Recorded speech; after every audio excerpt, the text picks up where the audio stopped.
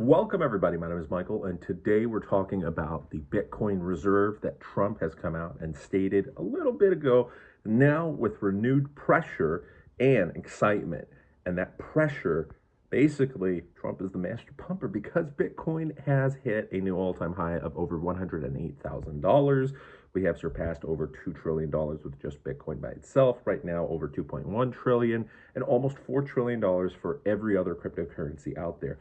Pretty crazy stuff. And now, if America does create a Bitcoin reserve, there's supposed to be a Bitcoin Cold War, as journalists are calling it, between America and Russia, where Russia has decided, you know what, we don't want to be left out. We're going to create our own Bitcoin reserve. And even if none of this happens, the news already happened, the rumors already happened, the crypto community has gone crazy because just a couple days ago, we were at $100,000. In a matter of an hour, basically, Bitcoin jumped $4,000. So if you bought Bitcoin a couple weeks ago, well, congratulations. If you bought a lot, you have made a lot of money. And not only that, but certain altcoins have also risen quite well. There's an individual by the name of Jack Mallers. He's the founder and CEO of Strike. And he's saying that there's potential that Trump may even rely on provisions, so-called the Dollar Stabilization Act. It grants him considerable authority to protect the US dollar. And even on his very first day, there's potential for a day one executive order to purchase Bitcoin. Now, a super bullish statement by someone who's obviously in the industry and wants this to occur. Is that probably going to happen? No, but back in July, the Bitcoin Act of 2024, this was introduced by a pro-cryptocurrency senator, Cynthia Lubitz.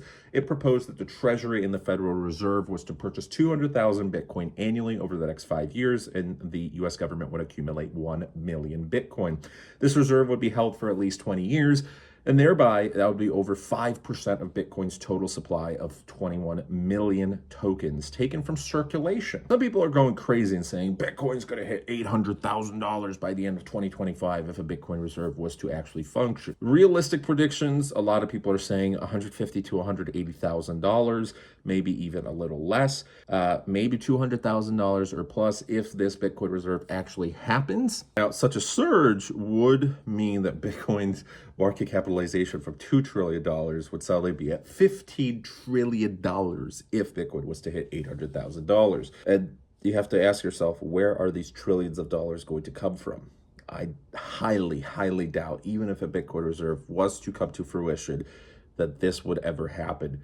It's such a quick time frame. Will Bitcoin hit $1 million eventually? Yes, 100% yes. And the reason I say that is because we don't know when. It may be 50 years from now. Will it hit it? Yes, 100%, because there's going to be a day where Bitcoin, that's it. You can't mine anymore, and people will lose their wallets. People will be deceased. There's going to be millions and millions and millions of dollars lost every single month, potentially every week, every day from Bitcoin's just out there in the ether space, meaning everything else is going to go up in price, and that pressure is going to force it. Now, whether that's going to be 50, 100, 150 years later in the future, who cares? We have to look at what's happening right now with ETFs, and BlackRock is suggesting a 1% to 2% portfolio allocation, dollar cost average into Bitcoin. We see a case for investors with suitable governance and risk tolerance to include Bitcoin in a multi-asset portfolio. 4 senior executives for BlackRock have come out and stated that in a report. Ray Dalio, a renowned Wall Street investor and multi-billionaire,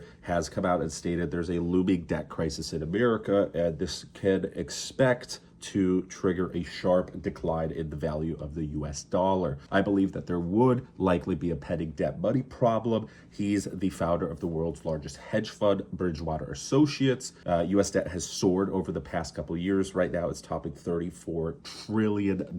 Inflation was over 10%, and this forced the Federal Reserve to hike interest rates, and obviously a lot of crazy stuff happened, the after effects of COVID. It is impossible for these countries to be able to not have a debt crisis in the years ahead that will lead to a great decline of money and US dollar value. And Dalio stated that he wants to steer away from debt assets like bonds and debt and have some hard money in gold and Bitcoin. Trump, when asked by reporters, has stated, we're going to do something great with cryptocurrency because we don't want China or anybody else, but others are embracing it and we want to be ahead. Yes, I think so, Trump said in a response to a question about whether the United States will create a Bitcoin strategic reserve similar to its oil reserve. The Russian state-owned domestic news agency RIA Novosti has reported that the State Duma deputy Anton Tkachev has proposed creating a Russian strategic Bitcoin reserve. Anton Suledov has received the proposal from Tkachev. He is Russia's finance minister, and he's assessing the feasibility of creating a strategic reserve of Bitcoin.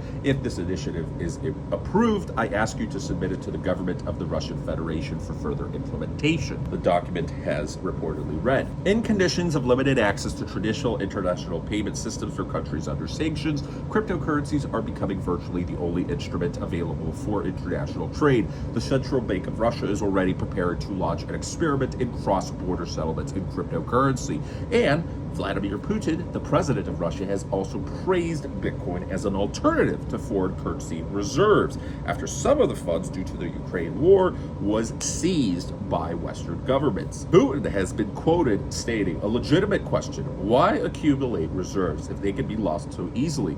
For example, Bitcoin, who can prohibit it?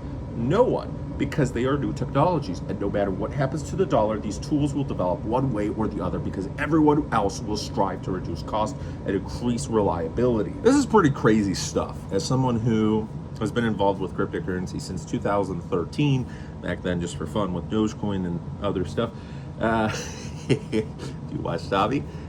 Back in 2015, 2017, taking a more serious approach, now seeing everything we wanted back then, the Bitcoin standard, and what's going to happen with the US dollar. There's going to be crashes and collapses, but Bitcoin's going to be fine. Well, we're now finally seeing the very first actual steps towards this future that we all wanted to have and predicted.